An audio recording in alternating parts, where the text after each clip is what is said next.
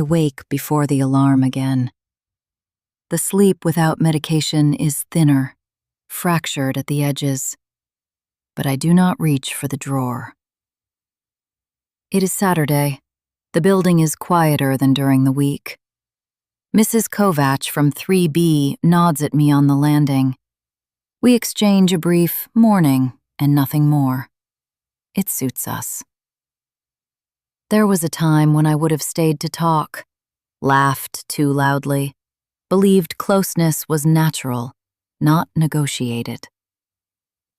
I remember the evening I told Thomas. We were in his kitchen, the light too bright for the hour. I had rehearsed the first sentence. I told him I needed money, that I had agreed to meet someone. I said the word agreed carefully.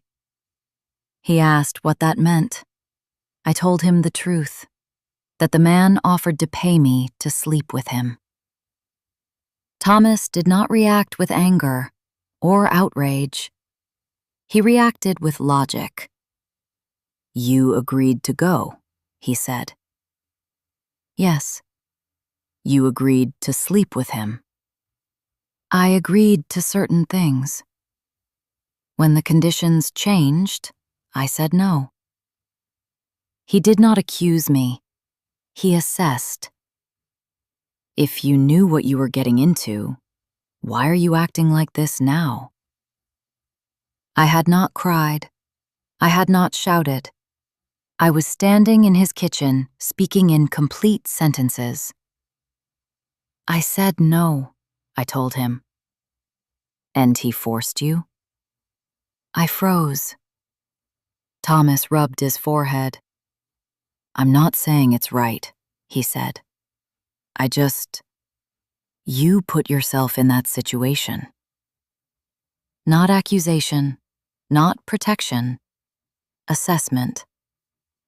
2 days later, he asked why I had told him, why he needed to know.